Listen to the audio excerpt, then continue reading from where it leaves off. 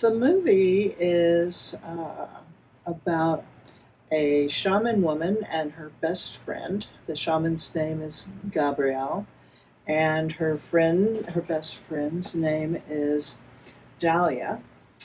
And Dahlia has a situation. Her father and mother have just moved from New Jersey to um, Massachusetts, where Dahlia lives, and they've moved into an antique house. And not long after moving in, Dahlia's father starts hearing strange noises at night in his bedroom.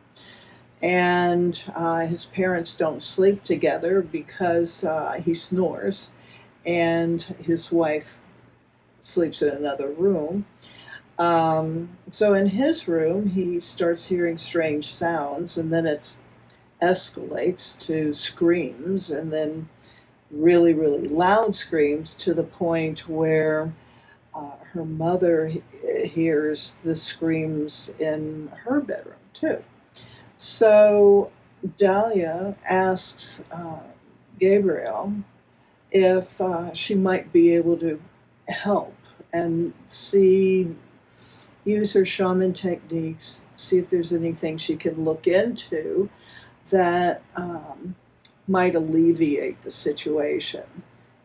Gabrielle tells Dahlia that she has just learned a technique called psychometry, and it's new to her, but she's had some success. And she places her hands on objects, and the history of the objects uh, pass before her eyes like a movie. So they decide that they will try the psychometry in the antique house and see if they can find out what the screams are and see if there's any help to be had.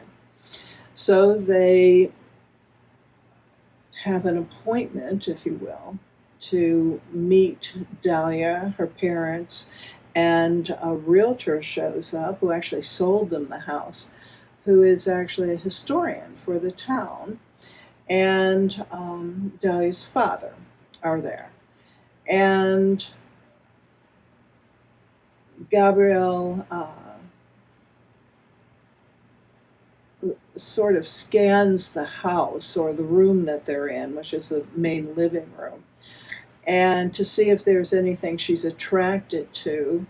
And she finds that there's what looks like an original door sill to this antique house, and she feels that she might be able to get some information using psychometry at that door sill. And so she goes to the door sill, and it's witnessed by Dahlia and her family and the realtor's husband, who was there also. And yeah, the psychometry works. And the psychometry actually is verified 3 times that, yes, indeed, Gabriel is getting accurate information of the history of the house. So with 3 confirmations of effectiveness of the psychometry under their belts, they decide to go upstairs to the father's room. And they go up to the father's room, and immediately Gabriel is more or less attacked by something, and it's very frightening. And the her blood goes cold, and so her fingernails turn blue, her lips turn blue, and like she's losing the energy of her body, or should the body heat. And so they lickety split get out of that room and go to the mother's room, which is very nice, very comforting, soothing, and calm down there. And Gabriel decides that she's not going to give up on this. She's calmed down, and she is going to go back into the father's room and face whatever that was that chilled her to the bone. So the 3 of them go back to the father's room, and During the course of using psychometry on the room, Gabriel is made acquainted in a kind of a very shocking sort of psycho sort of way, as in the movie Psycho, the shower scene. It was very similar to that. She uh, meets a poltergeist, and she does a shamanic healing with the poltergeist. And they think that, yay, hooray, that's it, that's the end of it all. And then lo and behold, a ghost shows up. And there is a difference between poltergeists and ghosts, and that is explained in the movie. And the ghost is a malicious ghost, and Gabriel interacts with the ghost and lays him to rest and actually brings him to the light using techniques that she never expected she was going to have to use in situations with ghosts. So that's pretty much the movie.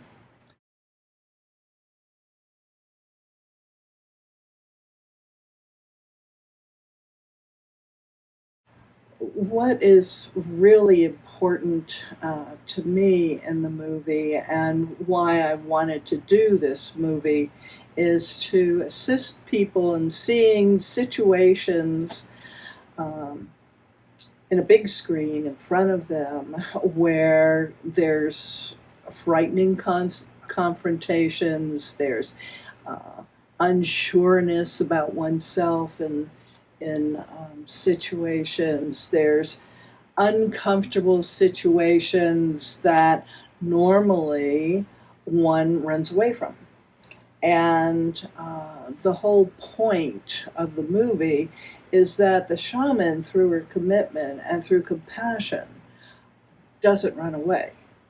And she finds that even though this is not a person who normally confronts ghosts, or she's a healer, but she doesn't normally confront ghosts and poltergeists.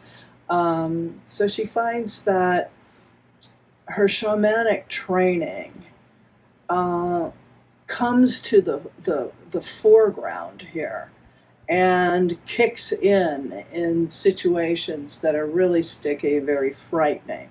And she faces these situations because she's made a commitment to her friend, and her friend's father is very upset, and she has some techniques that she believes may help. She puts them into action and sticks through all the way through to the end, to conclusion. So the whole point is not running away. Why not running away? Because when you run away, you lose your power. And this movie is about self-empowerment. And self-empowerment in the light of, we human beings are not helpless. We are not hopeless. We are not victims. We have at every moment choice. And I think in a lot of cases, choice comes up like, well, I might die. And so that's no choice at all. Well, guess what? It is a choice. And so if you put that into the mix of, don't exclude that in your decision making, is this a life or death situation? Then you're on the line, and still you get to choose. And not choosing is also a choice. So, to me, as a shaman, I find it very important to really get it across to people that they aren't powerless. And I'm hoping and looking for this movie to give the audience a gift of self-empowerment.